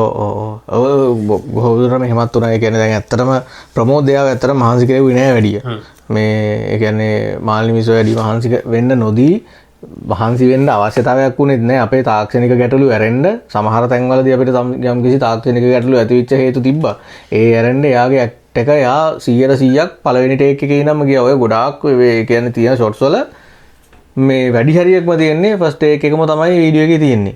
ඒ කියන්නේ එහෙමත් ෂොට් දෙකක නැත්තම් එක්ස්ට්‍රාස්ලා හිටපු අයගේ අර ඇක්ටිං වල පොඩි ඕනාරි අඩුපාඩු තියෙනවා නම් ඒ හින්දා ආය ගන්න උනේ ඒවා.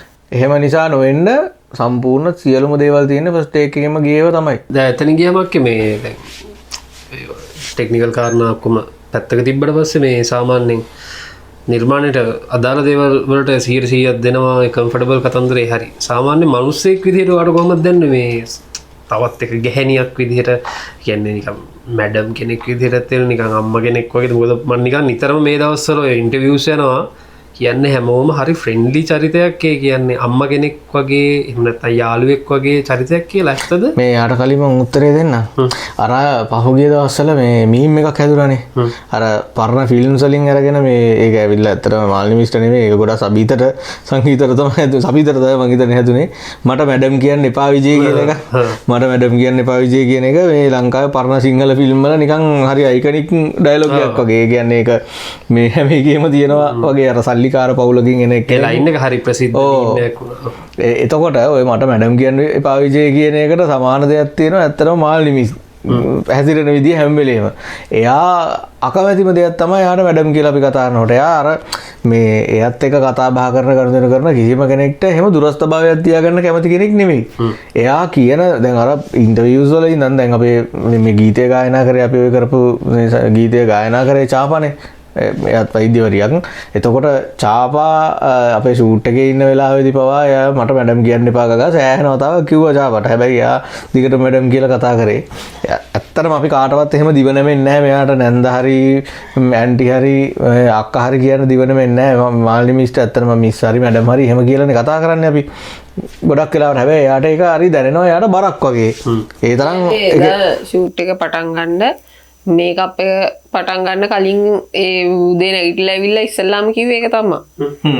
අනේ මට මේ මැඩම් මිස් කියන්න එපා එක්කෝ අක්කා කියන්න එක්කෝ ඇන්ටි කියන්න එහෙම කිව්වා. ඉතින් ඒක ඉතින් ජීවිතේට කියවෙන්නේ නැහැ අපිට.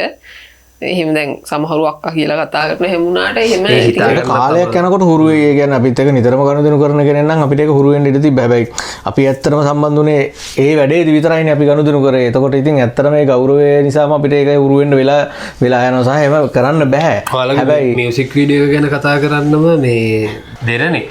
දැන් මෝර්නින් එකේ මං හිතන්නේ ඒ ඉන්ටර්වියු එකේදීත් ඒ නිවේදිකාවක් කියනවා මේ මාල්ලි මහත්මිය හරි ෆ්‍රෙන්ඩ්ලි අම්මා කෙනෙක් ඉන්නවා වගේ වයිබ් එකක් තේරෙනවා වගේ කියනකොට මාල්ලි මිස් කියනවා එකවරට මේ ඉස්සෙල්ලම එහෙනම් ඔයාමට මැඩම් කියන එක නතර කරන්න කියලා. ඒක මං හිතන්නේ මේ එවලේ හිත හදවතින් ආපු එකක්. ඒක එයාගේ ඇතුළෙන් එන දෙයක්. ඒ කියන්නේ ඇත්තටම මේ එයා කැමති නෑ අපි අර එයත් එක්ක එන දුර සම්බන්ධයක් තියාගන්නවට මැඩම් කියන එකේදී අපි එයා ටික කුඩ තැනක තියලා අපිට වඩා පහළ තැනක ඉන්න එකේ ටිකක් දුරස්ථභාවයක් තියෙනවානේ. ඒකට එයා කැමති නෑ. එයා කැමති හැමෝම අර හැම වෙලේම ළඟින් කතා බහ කරලා ආශ්‍රය කරන්න තමයි එයාගේ කැමැත්ත තියෙන්නේ. මට දැනෙච්ච විදිහට. ඉතින් ඒක අර මේ පළවෙනි හමුවීමේ ඉඳන්ම එයාගේ ඒ තියෙන ගතිගුණ ටික සෑහෙන්න අපිට බලපෑව මේ වැඩේ ඇතුලේ. එයා මේ වගේ කෙනෙක් කියලා හිතා ගන්න සහ එයත් එක්ක ඒ තරම් ලොකු බැඳීමක් හැදෙන්න කරපු එක වැඩෙන්ම මං හිතන්නේ එයාගේ ගතිගුණ සෑහෙන්න බලපෑවා. ඔයාලා ඔය කරපු එක වැඩේට ඔය කියන කතන්දර ඔක්කොම ටික අරන් බලද්දි මට හිතුනේ මේ අපේ ස්වර්ණමය යුගය කියන්නේ ඔය විජේමාලනී යුගය සහ ඒ කාලවකවානුනේ. කාලවකවානුවේ තමයි කේමදාස මාස්ටර් ඔය වගේ සේරම හිටියේ. ඉතින් ඔය වගේ ඩවුන්ටුවත් සෙට් එකට ඇවිල්ලා රෙස්පෙක්ට් කරලා නිර්මාණයට 100%ක් අවශ්‍ය නිර්මාණයට අවශ්‍ය විදිහට හැඩගැහෙන්න පුළුවන් නිලියෝ තමයි ඒ දවස්වල අධ්‍යක්ෂකවරුන්ට හසුරවන්න හම්බුනේ. මං හිතන්නේ ඒකත් එක හේතුවක් වෙන්න ඇති ඒ දවස්වල ඒක ස්වර්ණමය යුගය වෙන්න. අධ්‍යක්ෂකවරුන්ට හසුර ගන්න පහසු නිලියක්. අධ්‍යක්ෂකවරුන්ට පහසුවෙන් හසුර ගන්න පුළුවන් නළුවෙක් කියන්නේ කියන්නේ එතනින් සම්පූර්ණයෙන්ම නිදහස් වෙනවා. අධ්‍යක්ෂකවරයෙක්ගේ ප්‍රෙෂර් එක ගත්තම අධ්‍යක්ෂකවරයෙක් නිසා වාට හිතනවා ඇති. ඉතින් මං හිතන්නේ ස්වර්ණමය යුගයේ නිකම්ම ඔහේ ඔටෝවාවටත් වඩා අර කෑලි තිබ්බා මං හිතන්නේ. ඒක ඇවිල්ලා දැන් ලංකාවේ නළුන් ලිය වෙන්න හරි ලේසියිනේ. TikTok එකේ පොඩ්ඩක් මේ රීල්ස් කීපයක් සින්දුවකට කටහොල්ලලා දැම්මත් එයා නිලියෙක් වෙන්න හරි ලේසියෙන් පුළුවන් ලංකාවේ. දැන් මේ කාලේ තියෙන තත්ත්වයත් එක්ක. හැබැයි ඒ කාලේ එහෙම වුණේ නැහැ ඇත්තටම. ඒ කියන්නේ මේ ප්‍රතිභාව කියන එක තියෙන්නත් ඕනේ. හැකියාව දක්ෂතාවය කියන එක තියෙන්නත් ඕනේ.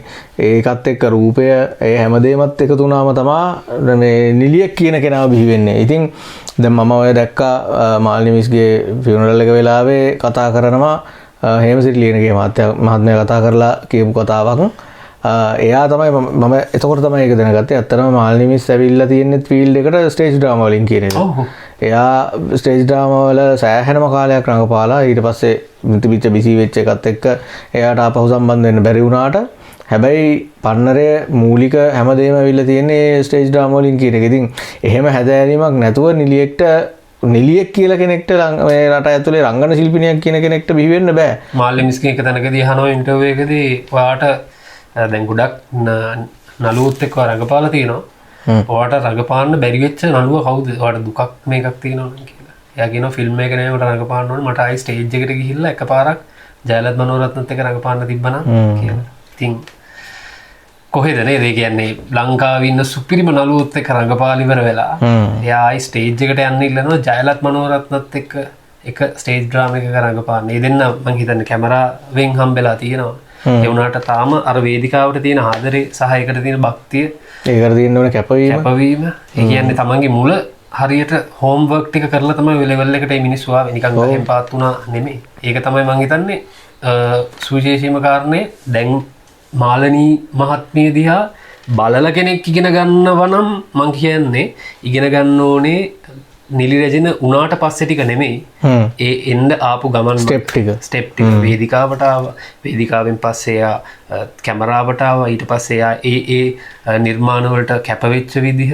ඊට පස්සේ මං හිතන්නේ නම් ගොඩක් කියන්නේ විජය ගාමිණී ගාමිණී මාලනී ඊට පස්සේ ගාමිණී ගෙන් පස්සේ විජය මාලනී ඊට පස්සේ ජෝත් එක්ක රඟපෑවා. ඊට පස්සේ කලන්සූරිය ඊට පස්සේ ජීවන්ද ඊට පස්සේ රවින්ද්‍ර රන්දෙනියද ටෝනිද සනත් ගුණතිලකද සියලුම නළුවෝ ගොඩක් අපිට ලිස්ට් එකක් ගන්න පුළුවන්. හැබැයි මේ හැමෝත් එක්කම ඉන්න ඩුවෝ එක එන්නේ මාලනී කියලා අපිට ගන්න පුළුවන් වෙන්නේ. එතකොට ඒ කියන්නේ ඒ ශක්තිය ඒ කියන්නේ අර අපි කියනවනේ කන්සිස්ටන්ට්ලි රඳා පවතින්න තමයි අමාරුව. තරුවක් වෙන්න ලේසි රඳා පවතින්න අමාරු.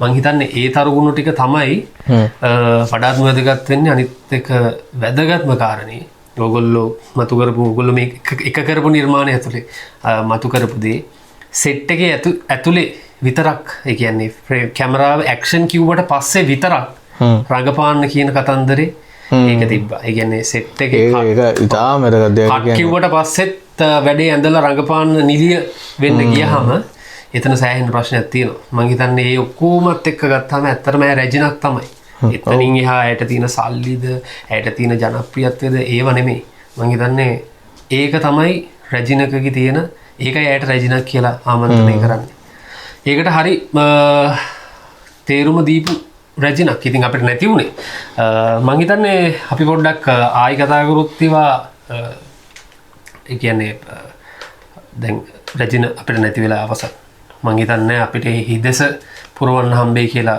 කාලයකට එකයි අපිට බිහි වෙන්නේ ඒ වගේම තමයි විජේ කුමාරතුංග මහත්තයා ගත්තත් ගාමිණී ෆොන්සේක මහත්තයා ගත්තත් ජෝ අබේ වික්‍රම මහත්තයා ගත්තත් කාලයකට එක වරක් බිහි වෙන තරු දැන් තිවා ඊට වඩා සෑහෙන්න යුගය වෙනස් මං කියන්නේ ඊට වඩා සෑහෙන්න දේවල් ඕපන් වෙලා තියෙනවා ඒ වගේ කෙනෙක් ආයි අපිට හම්බෙයිද මාත් ඒකම තමයි හිතන්නේ ඒ කියන්නේ මේ යුගයත් එක්ක ඒ වගේ කෙනෙක් ආපහු හම්බෙයි කියලා හිතන්න අමාරුයි ඒ කියන්නේ දැන් එච්චර කැපවීමක් කරන්න ඕනේ නැහැ මිනිස්සු අතර ප්‍රසිද්ධ වෙන්න හරි ඒ කියන්නේ මෙහෙම හිතන්නකෝ දැන් ඒ කාලේ තිබිච්ච ප්‍රබලම තැන තමයි සිනමාව කියන තැන ඒ කාලේ සිනමා නිර්මාණයක රඟපාන්න පුළුවන් නම් එයා මාරම කෙනෙක් විදිහට සැලකුවේ එතකොට එතනට යන්නනේ ගොඩක් අය රංගන ශිල්පියෝ විදිහට හරි මේ ටාගට් කරේ සිනමාවට ඇතුල් වෙන්න. ඒ වුණාට ලංකාවේ මේ වෙනකොට තියෙන තත්ත්වෙත් එක සිනමාව කියන එක පහුගිය කාලේ ඇත්තටම හරි විහිළුවක් වෙලා තිබ්බා. දැන් නම් යම්කිසි දෙයක් මේ අවුරුද්ද ඇතුළත සිනමාව හොඳ තැනකට එනවා කියලා අපිට පේන්න තියෙනවා. නමුත් සිනමාව කියන එක DVD ගහලා පිටකොටු විකුණනේවට සිනමාව කියලානේ කියන්නේ. ඉතින් එතකොට ඒ වගේ නිකන් හරි මේක ලේසි වෙලා තියෙන කාලෙක මිනිස්සු අර අපහසු මාර්ග තෝරගන්නේ නැහැනේ.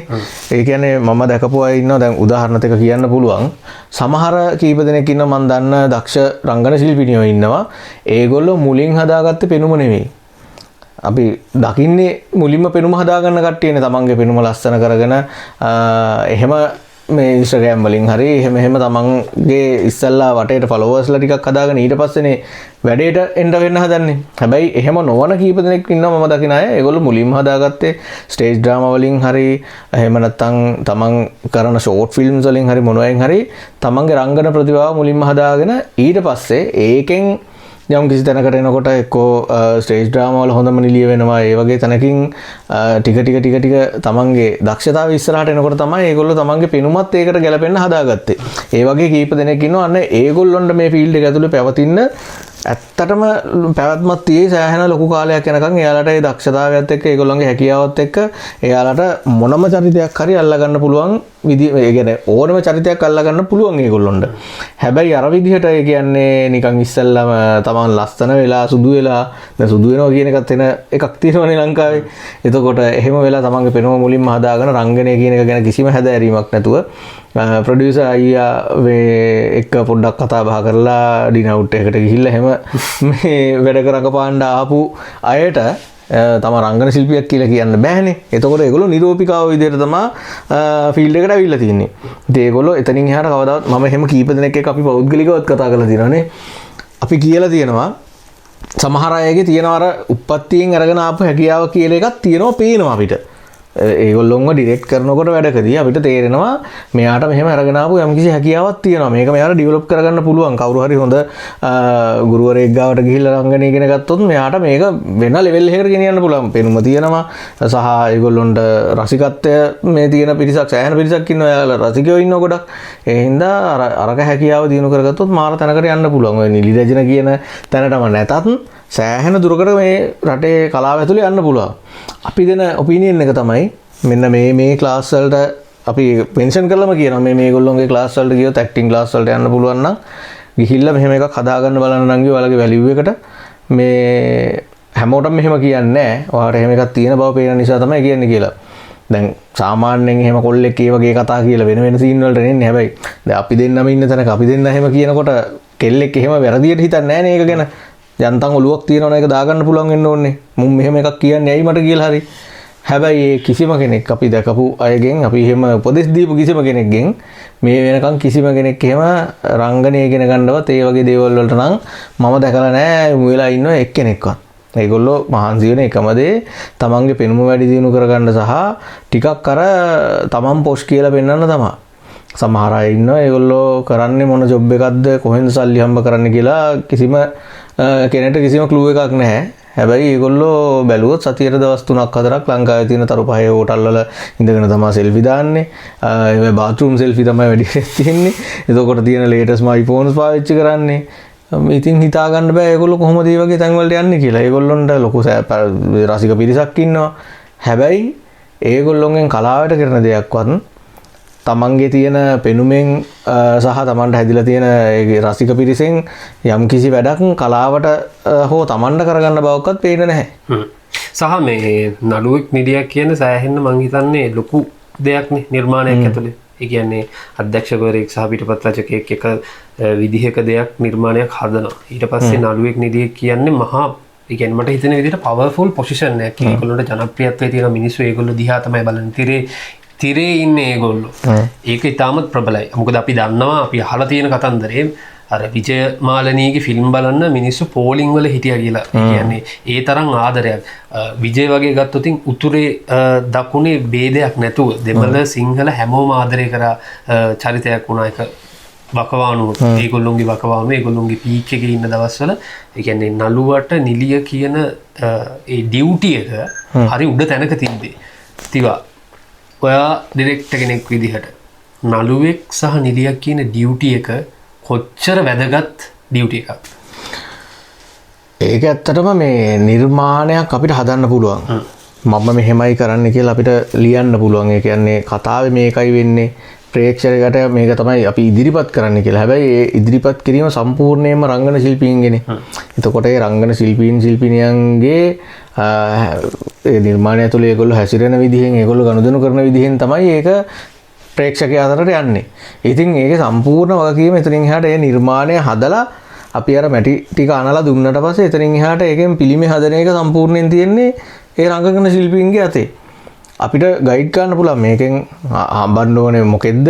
ඒ කියන්නේ අපිට ඒක කියන්න පුළුවන් මැටි වලින් මොකක්ද දවන්න ඕනේ කියලා. මිනිස්සෙක් දවන්න ඕනේ, සතෙක් දවන්න ඕනේ මොකක්ද කියලා අපිට කියන්න පුළුවන්. හැබැයි මේ නිර්මාණය කොච්චර මට සිල්ටු වෙනවද? කොයිතරම් දුරට ඒක රළු වෙනවද?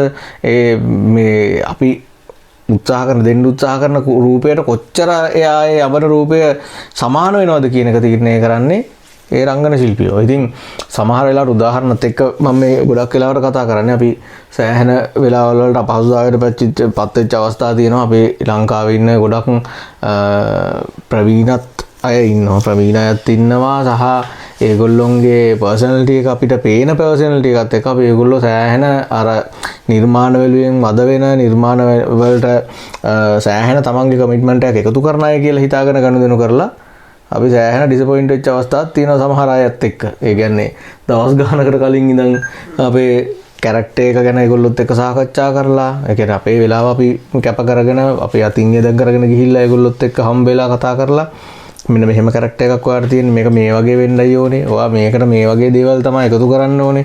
ඔයාගේ පැත්තෙන් මේකට මෙහෙම වෙන්න ඕනේ කියලා කතා කරාම ඒ වෙලාවට හරි අපි මෙහෙම කරමු නියමයි කියලා ෂූට් එක දවසේ ෂූට් එකට ආවට පස්සේ වැඩේ ඉඳන් දැන් අපි එතකොට ඒ කතා කරගත්ත දේවල් එක්ක සියලුම දේවල් ඔළුවේ පැක් කරගෙන වැඩේට යන්නේ.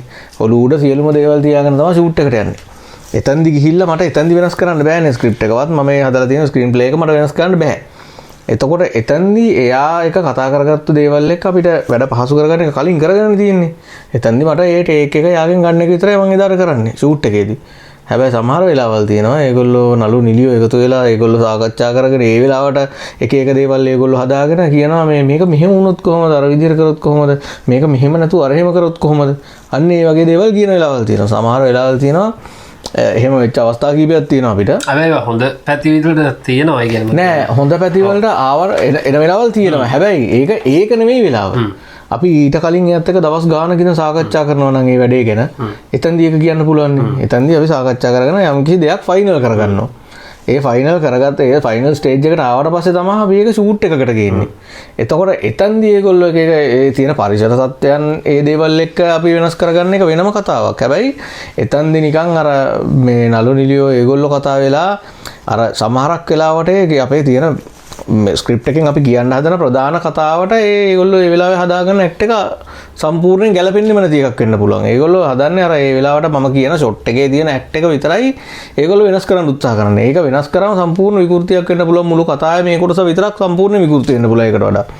එතකොට ඒවත් එක්ක වාද කරන්න අරගෙන සමහර වෙලාවල් තියෙනවා අපිට මුළු සෙට් එකම අවුල් ජංජාලයක් කරන ඒ වෙලාවට කාගේවත් හිත අපිට අවුල් කරන්න බෑ. හරිද? දැන් මගේ ඔළුව අවුල් වුණාද මම ඔළුව උඩ තියාගෙන ඉන්නේ මම ජොබ් රෝල් කීපයක් කරනවා ෂූට් එකක ප්‍රධාන වශයෙන්. දැන් මගේ වැඩකදී මම ඩිරෙක්ටර්, DOP, එඩිටර්, කලරිස්ට් ඔය ටිකත් මම කරනවා සහ ස්ක්‍රිප්ට් රයිටර්ත් මමයි. එතකොට ස්ටෝරි එක ගැන කියන්න ඕනෙත් මමයි. එතකොට එතන්දී ඒගොල්ලෝ ඒ දේවල් වලට එකතු කරන ඒවත් එක්ක මම ආයෙ කල්පනා කරන්න ඕනේ අර ඔළුවේ තියෙන ෂොට් ප්ලෑන් එකේ ඉඳන් ඔක්කොම මතක් කරලා ඒ වෙලාවට මම ආයෙ කල්පනා කරනවා මේගොල්ලෝ මේ විදිහට මේක කරොත් මගේ සම්මස්ත නිර්මාණයේ චේන්ජ් එක කොයි විදිහට වෙයිද කියලා. අන්තිමේදී අර සෙට් එකේ ඉඳගෙන ඒක කල්පනා කරලා වැඩේ කරලා ඉවරනකොට අර කොහාටවත් නැති අර අඹ ටී දෙල් වගේ එකක් එනවා එළියට. ඔන්න ඔය වගේ තමයි මේ සමහරක් වෙලාවට සමහරක් අය සෙට් එකේදී හැසිරෙන විදිහ. ඉතින් ඒගොල්ලෝ කීප දෙනෙක් මේ අතර කීප දෙනෙක් එක්ක ඒ වගේ වෙලා තියෙනවා. එයාලා ගැන අපි සෑහෙන ලොකු බලාපොරොත්තු තියන හිටපු රංගන ශිල්පියෝ ශිල්පිනියෝ එහෙම දේවලුත් කරන්න එපා කියලා තමයි ඉතින් කියන්න තියෙන්නේ. මොනවාම අර වැලියු එක නැති වෙන. වැලියු එක නැති වෙන සහ නිර්මාණයට තියෙන වටිනාකම නිර්මාණයට අපි දීලා තියෙන අපේ 100% අපිට ගන්න බැරි වෙනවා. ඒ වගේ අවස්ථාවලදී සෙට් එකේ ඉඳගෙන එහෙම නිකන් පිස්සු හෙලන වැඩ කරාම හිටපු ගම. ඔව් ඒ කියන්නේ ඒ වෘත්තියේ වටිනාකමක් හදාගන්න ඒගොල්ලෝ දැනගන්න ඕනේ. ඒකට හොඳ උදාහරණ අපිට ඉතිහාසයේ තියෙනවා. ජෝ මහත්තයාගේද එහෙම නැත්නම් අපි දැන් කතා කරපු නම් ටික මාළි මැඩම්ගෙන් ගත්තාම ඒගොල්ලෝගේ ඒ කියන්නේ ඒගොල්ලෝ ඕනෝටත් වඩා ඒකට සාක්ෂි දීලා තියෙනවා. ඒගොල්ලෝ අධ්‍යයනය කරන්න පුළුවන් හැදෑරීමක් එක්ක ආවොතින් නළුවා නිඩිය කියන බලුගතු කැරක්ටර් එකට වැලියු එක ඇඩ් කරන්න පුළුවන්. මං හිතන්නේ ඇත්තටම මේ ලසියා දැන් අපි ෆිල්ම් එකක ඩිරෙක්ටර් කියන රෝල් එකට තරුගුණයක් හැදෙන්නේ නැහැ ලංකාවේ. රට ඇතුලේ එහෙම එකක් හැදෙන්නේ නැහැ. එතකොට ඒ තරුගුණය කියන එක හැදෙන්නේම තාම නැහැ එහෙම. ඔව් ඒක හැදෙන්නේම රංගන ශිල්පියොත් එක්කනේ. ඉතින් රංගන ශිල්පියාට තමන්ට තරුගුණයක් හදාගන්න තමන්ගේ රංගනය මිනිසුන්ට දැනෙන්න ඉදිරිපත් කරන්න නම් දැනෙන්න මේ ස්ක්‍රිප්ට් එකත් ඒ විදිහට දැනෙන දෙයක් වෙන්න ඕනේ. එහෙම නැතුව කතාවක් නැති එකක තමන්ගේ රංගනය විතරක් 100% ඉදිරිපත් කරා කියලා මේ එහෙම තමන්ට ලොකු ෆෑන් බේස් එකක් හැදේ කියලා මම හිතන්නේ නැහැ. ඉතින් එතකොට මේක හරි සාමූහික වැඩක්. මේක හැම කෑල්ලක්ම අර මං කිව්වා වගේ බිල්ඩින් බ්ලොක්ස් හැම එකක්ම එකට එකක් ගැලපෙන ඒවා එකතු වෙලා තමයි ওই වැඩේ හැදෙන්න ඕනේ හරියට. අපිට අහස තියෙනවා තරු තමයි අවශ්‍යයි. මේ මෙයාගෙන් තව අහලා බලන්න ලසිය සෑහෙන අත්දැකීම් තියෙනවා. දැන් ඔය සමහරක් වෙලාවට දැන් මට අමතක වෙන ගොඩක් දේවල් මම හිතාමතා අමතක කරන දේවල් තියෙනවා. සමහර අය ගැන මට තියෙන අත්දැකීම් අර තමන්ගේ වීරයා කිසිදාක හමුනවන්න කියලා කතාවක් තියෙනවානේ. අන්න ඒ වගේ වෙච්ච අවස්ථා තියෙනවා. මේ අපිට අපේ පොඩි කාලේ අපි දැකපු රංගන ශිල්පියෝ ශිල්පිනියෝ අපි වැඩ කරන්න ආස වෙච්ච අයත් එක්ක වැඩ කරද්දි සමහර අවස්ථා තියෙනවා මේ ඇයි අපි හම්බුනේ කියලා හිතන අවස්ථාවලුත්. බැරෑරුම් ප්‍රකාශයක් තමන්ගේ වීරයා කවදාවත් හම්බ වෙන්න එපා කියන්නේ සෑහෙන දේ වෙලා තියෙනවා. මොකක්ද උනේ? මොකද උනේ? මොනවද නොවුනේ නේද? එහෙම නම් කියන්න හොඳ නෑ. කියන්නේ ඉතින් අපි වැඩ කරාට අපිත් ආස නළු නිලියෝ ඉන්නවානේ. මෙහෙම එන නිකන් මම එන ආසාවෙන් හිටපු මිනිස්සෙක් හිටියා. ඉතින් වැඩ කරාට පස්සේ පෙන්නන්න බැරි මිනිස්සෙක් වුණා. එච්චරට ෂෝක් වැඩ කරපු එක. ඉතින් එහෙම කියන්නේ එහෙම මහා එහෙම හිතරිච්ච දැනුත් තියෙනවානේ. ඔව් ඕන තරම්. ඒ කියන්නේ මේ මිනිස්යාගෙන් විතරක් නෙවෙයි. එහෙම හිතරිච්ච දැන් තියෙන වැඩ කරද්දි. අපිත් මිනිස්සුනේ එහෙම වැඩ කරනකොට එහෙම වෙනවා. එහෙම දැන් තියෙනවා. එහෙම වෙලා නිකන් අර එන ආසාවෙන් ඉඳලා එන කැමැත්තෙන් හිටපු කවුරුත් විශ්වාස කරන්නේත් නැහැ. ඇත්තටම කිව්වොත් එහෙම සමහර වෙලාවට. එහෙම වෙච්ච ඒවා තියෙනවා. ඒ එක්ස්පීරියන්ස් එකෙන් එදායින් පස්සේ කිසිම මිනිස්සෙක් නිකන් අර අපි කැමති අය හරි දැන් මාළි මිස් එක්ක වැඩ කරන්න හම්බුණා කිව්වම දැන් මම ඇවිල්ලා සාමාන්‍යයෙන් මේ ටිකක් පරණ ෆිල්ම් බලලා තියෙනවා. ඒකට හේතුව අපේ අම්මයි තාත්තයි එහෙම හින්දා. ඒක නිකන් එහෙම කෙනෙක් එක්ක වැඩ කරන්න හම්බෙන එක මාර මේකක්. එහෙම පොඩි මේකක් තියෙන හැබැයි අර ලොකු ආසාවකින් එහෙම මෙවුන්නේ හේතුව අර එක්ස්පීරියන්ස් එක. හැබැයි ඉතින් වැඩ කරන්න ගත්තට පස්සේ ඔයා හිතුවේ අර එක්ස්පීරියන්ස් එකත් එක්ක මාල්ලි මිස් තත්ත්ව ආදරේ. හැබැයි සෙට් එකේ ගියාම ඒක නැති වෙයි කියලා. හැබැයි ඒක කතන්දරේ සම්පූර්ණ වෙනස් වුණා. ඒක සම්පූර්ණ වෙනස්. ඒ කියන්නේ ආසයි එහෙම ලොකු මේකක් අර හිතේ තියාගෙන මිනිස්සු එක්ක වැඩ කරන්න ඒ කියන්නේ මේ මිනිස්සු එක්ක මට වැඩ කරන්න හම්බ වෙනවා මං හරි ආසාවෙන් හිටිය කෙනෙක් කියලා එක අනේක නැවැත්තුවා. ඔය මං ඔය කියන එක්ස්පීරියන්ස් එකත් එක්ක. හැබැයි ඒක සම්පූර්ණයෙන් වෙනස් වුණා මාළි මිස් එක්ක වැඩ කරාට පස්සේ. ඒ කියන්නේ ඇත්තටම ෆිල්ම් බලලා තිබ්බ ආසාවට වැඩිය නිකන් වෙන ලව් එකක් ආවා. තව වැඩ ඒ කියන්නේ එයා එක වැඩ කරාට පස්සේ හරීම මේ ඇත්තටම කිව්ව හරි ආදරණීයයි. අපි ඉතින් හරි පොඩිනේ ඒගොල්ලොන්ගේ මේකත් එක්ක බලපුහම සමහර දේවල් අපිටත් කියලා දිදී එහෙම යන මේකක්නේ. එහෙම ඒවා තියෙන ඕන තරම් නිකන් ආස මිනිසුන් එපා වෙන ඒවා. අපි ඔය තව අමතක වෙච්ච දේවල් කීපයක් තියෙනවා. ඒ කියන්නේ මාල්නිමිස්ගේ කස්ටියුම් එක හදන්න එහෙම මේ හරි අමාරු වුණා. සාරියක් එහෙම ඇදුවේ කෑලි එකතු කරලා. ඒ කියන්නේ මම හොයාගත්ත ඒක නම් මමත් ඔය අහලා තියෙනවා සෙනෙස් බණ්ඩාර දිසානායක මහත්තයා කියනවා මේ එයා ඩිරෙක්ට් කරපු චිත්‍රපටයකට අඩු බජට් එකකින් ගිහිල්ලා තියෙන්නේ. පළවෙනි සීන් එකට එයා දීලා තියෙන එයාගේ අම්මගේ සාරියක් තමයි මාල්නි ෆොන්සේක මහත්මියට දීලා තියෙන්නේ. ඒකත් හරි ආසාවෙන් ඇඳ කියලා කියනවා. ඒ කියන්නේ කිසිම අර එයාට ප්‍රශ්නයක් නැහැ වැඩේට ගැලපෙනවා නම්. ඒ කියන්නේ එයාට මොන හරි අපිට කියලා දෙන්න දෙයක් තියෙනවා නම් එයා කියනවා මෙහෙම වුණා නම් හොඳයි නේද කියනවා. එහෙම නැතුව ඌක හරියන්නේ නැහැ. එහෙම කතා නැහැ. මට බෑ මම යනවා කියලා තමල ගහලා මුළු කතාවේම සාරාංශය ඒක තමයි ලසිය කියන්නේ. මේ මුළු කතාවේම සාරාංශය එයා අපි ඇඳුමක් දුන්නොත් එහෙම මෙන්න මේක තමයි තියෙන්නේ මිස් මේක දවස් ගාණක් ඇදලා දාඩිය ගඳයි මොකද කරන්න කිව්වොත් හරි කමන්නේ නැහැ පුතේ මං අඳිනවා කියලා හරි අඳිනවා. ඒ කියන්නේ එයාට අපි යාව ගන්න ඇක්ට්‍රස් කෙනෙක් විදිහට නේ ඇක්ට් එකටනේ. ඉතින් එතකොට එයාට රංගවස්ත්‍ර කියන එක රංගවස්ත්‍රයක්. නැතුව පාරේ ඇඳගෙන බස් එකේ නැගලා යන ඇඳුමක් නෙවෙයිනේ. ඉතින් එයා ඒක ඒ විදිහට තේරුම් ගන්න තියෙනවා. ඔය කොටසෙන් තමයි අපි දැන් මේකේ මාතෘකාවට එතකොට ඔය පැති දෙක දෙපැත්තේ වැටේ දෙපැත්තේ තියලා අපිට කතා කරන්න වෙලා තියෙන්නේ මේ නිල් රැජින කියන එක ගැන. ඔන්න ඔය හේතුව හින්දා. ඒ කියන්නේ ඔය ගොඩක් වෙලාවට වෙන්නේ දැන් සමහර වෙලාවට අපිට ලොකු බජට් එකක් වෙන් කරන්න පුළුවන් කස්ටියුම් වලට. එහෙම බැරි වෙලාවල් තියෙනවා. හැම වෙලේම කස්ටියුම් අලුතෙන් ගන්න අලුතෙන් හදන්න මේවා මියුසික් වීඩියෝස්නේ. ලොකු බජට් වෙන වෙලාවල් නෑ. ඒකයි ඔය කියන්නේ එයාගේව මෙහෙම එව්වා ගිනාවේ වෙන ඒවා කියලා කියන්න වෙලා තියෙන්නේ. අපිට අර ලොකුවට බජට් එකක් තියන්න අමාරු. මම හිතන්නේ ලංකාව ගත්තාම එහෙම ලොකු බජට් කරන වැඩ තියෙන 100ක් ගත්තොත් 10ක් විතර. ඒ කියන්නේ බහුතරයක් තියෙන 90. දැන් ඒක ඇතුලේ ලොකු කියන්නේ මෙහෙමයි මචං. ඇත්තටම ලොකු බජට් එකක් එහෙම වෙන් කරන්න අවශ්‍යත් නැහැ. ඒ ගන්න කස්ටියුම්ස් වලට. හැබැයි සමහරක් වෙලාවට ගොඩක් අය තමන් හිතන බජට් එක පිරීලා ඉවර වෙනවා. ප්‍රොඩක්ෂන් බජට් එක සහ ඇක්ටර්ස්ලාගේ බජට් එක එකතු වුණාට පස්සේ ඒක දුර ලොකේෂන් එකත් කරනවා නම් තවත් වැඩි වෙනවා. එතකොට ට්‍රාන්ස්පෝර්ට් අරම මේ ටික එකතු වුණාට පස්සේ එයාලගේ බජට් එක යන්න පුළුවන් උපරිම සීමාවට යනවා. එතෙන්දී ඒගොල්ලෝ අපිටත් කියනවා පුළුවන් නම් අහලා බලන්න රකපාන අයගේ එයාලගේ කස්ටියුම්ස් මොනවා හරි තියෙනවා දාගන්න පුළුවන්ද කියලා. මොකද සමහර අය ස්පොන්සර්ෂිප් වලට එහෙම කතා කරගන්න බලද්දී ටෙලිග්‍රෑම් වල එහෙම නම් එහෙම කරනවා ස්පොන්සර්ෂිප්ස් ගන්නවා. හැබැයි මේ විනාඩි 3-4ක මියුසික් වීඩියෝ එකට මේ ගොඩක් අය ස්පොන්සර්ෂිප් දෙන්න කැමති නැහැනේ. ඉතින් එතකොට ඒ වෙලාවට අපිට තියෙන ළඟම දේ තමයි කරන්න පුළුවන් ලේසිම දේ. ගොඩක් අය එහෙම ඒ කියන්නේ කැමැත්තෙන්ම තමන්ගේ ඇඳුම් වීඩියෝස් වලට දාන අයත් ඉන්නවා. ඉතින් අපිට අහන්න පුළුවන් එයාලගෙන් මොන හරි ඇඳුම් තියනවද මෙහෙම දාන්න පුළුවන් කියන එක තමයි ඉතින් ළඟම දේ. ඉතින් ගොඩක් වෙලාවට අරගොල්ලෝ ඉතින් ඒක තමන් ප්‍රොෆෙෂනල් නැතිකම තමයි. නැත්තම් නෑ කියලා කෙලින්ම කියන අයත් ඉන්නවා. මගේ ඇඳුම් ෂූට් වලට දාන්න නෑ කියන ලංකාවේ ඉන්න ප්‍රසිද්ධ සහ හොඳ දක්ෂ නිලියෝ ඉන්නවා. එයාලා කෙලින්ම කියනවා කතා කරාම අනේ සෝරි මම මගේ කස්ටියුම් මගේ ඇඳුම් නම් මම ෂූට් වල දාන්නේ නෑ කියලා. ඒක උත්තරයක් මේක සාධාරණයි. එකපාරක් කෙලින්ම කියලා ඒක දැන් ඒගොල්ලෝගේ පැත්තෙන් සාධාරණයි. අර වීඩියෝ එකේ ඇඳන් හිටපු ඇඳුම නේද මෙයා මේ දැන් ඇඳන් ඉන්නේ කියලා මිනිසුන්ට එහෙම නෝට් වෙනවානේ.